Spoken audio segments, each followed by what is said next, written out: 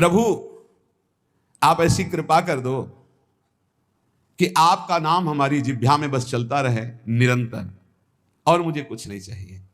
हे देव हे दैत हे भुवनैक बंधो, हे कृष्ण हे चपल हे करुणैक सिंधो, हे नाथ हे रमण हे नयनाभिराम। हे नाथ हे रमण हे नयनाभिराम, हा हा कदानुभवितासि पदम दृशोर्मे। हे देव हे दैत हे भुवनैक बंधो, हे कृष्ण हे चपल हे करुणैक सिंधो, हे नाथ हे रमण हे नयनाभिराम, हा हा कदानुभवितासि पदम दृशोर्मे। हे देव हे प्रीतम हे समस्त भुवन के एकमात्र सुहृद जगत बंधो, हे मेरे कृष्ण हे चपल हे करुणा के अनुपम सागर करुणैक सिंधो, हे नाथ हे राधारमण हे नयनाभिराम। अब रहा नहीं जा रहा, आप नेत्र गोचर हो। कदानुभविताश पदम दृशोर में, कब मैं आपको देखूंगा। ऐसे नाम जप बार बार पुकार कर, प्रेमदम चमे कामदम चमे वेदनम चमे वैभवम चमे जीवनम चमे जीवितम चमे दैवतम चमे देवना परम। हे प्रभु आपके सिवा कोई नहीं मेरा है। ये बहुत मीठा शब्द है, ये आपके सिवा मेरा कोई नहीं, ये बात बैठ जाए हृदय में। कोई नहीं है प्यारे, कोई नहीं।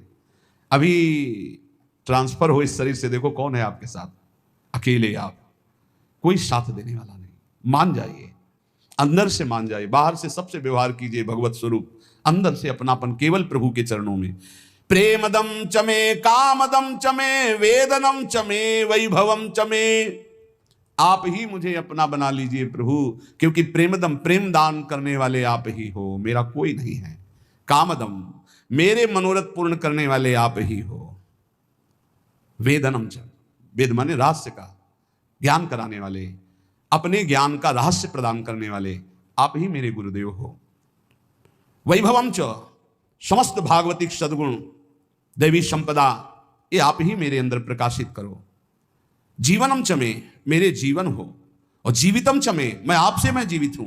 मेरे प्राणों का पोषण अन्न जल से नहीं, आपसे होता है। दैवतम च, मेरे देवता हो आप, मेरे सर्वस्व हो आप। और कह रहे चमे दैव ना परम, आपसे बढ़कर कोई नहीं है, आपके सिवा कोई नहीं है। हृदय में प्रभु को अपना मान करके किसी भी तरह का शास्त्र विरुद्ध आचरण ना करते हुए निरंतर नाम जप किया जाए, बहुत जल्दी स्थिति आ जाएगी।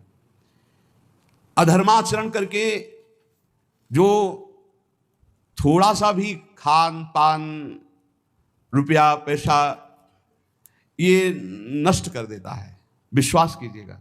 इसलिए डरो। ये जो अच्छे अच्छे पदार्थ खवाने वाले जन हैं, ये हमारे सुकृतों को लेने वाले हैं, ये हमारे भजन को लेने वाले हैं।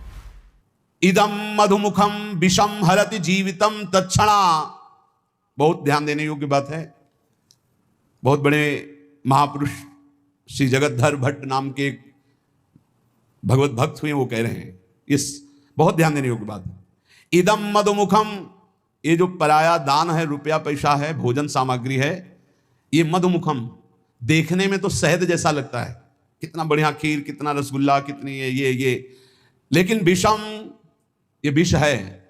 हरति जीवितम तत्क्षणा दपथ्यमिदमासितम व्यथयते विपाके वपुः।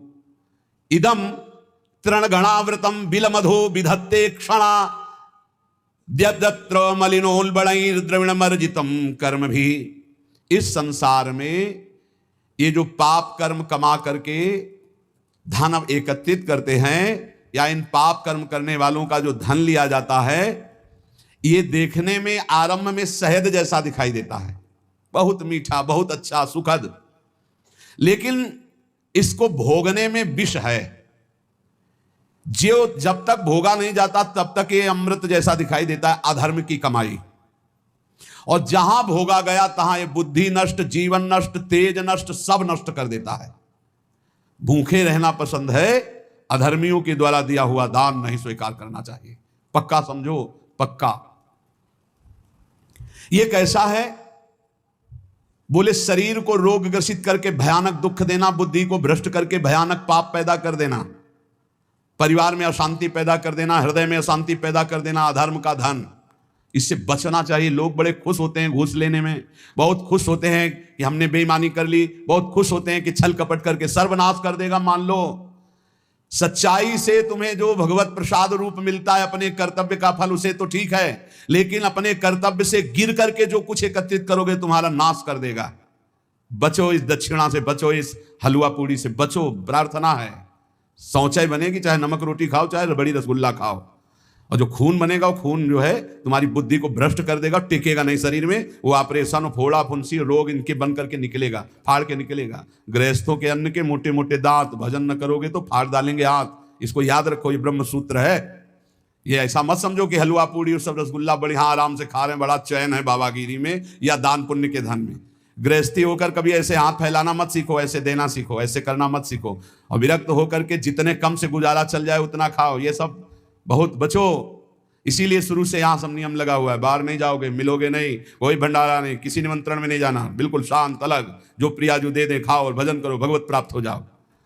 कह रहे ये कैसा है अधर्म का धन?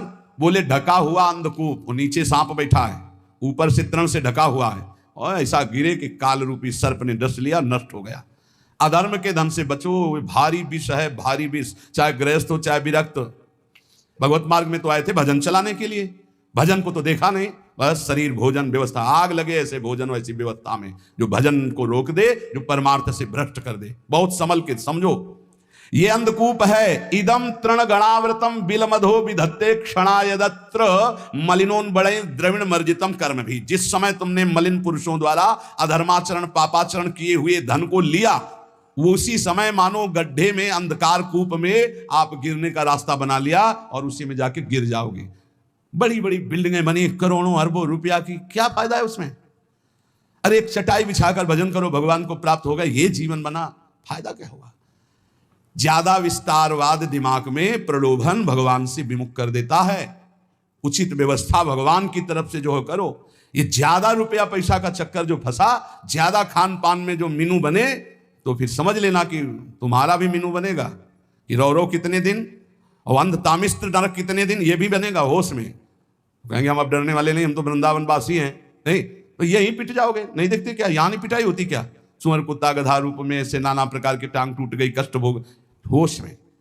हमें तो बहुत आश्चर्य होता है कि एक इंद्री रसेंद्री के लिए हम अपने जीवन को दांव में लगा दे।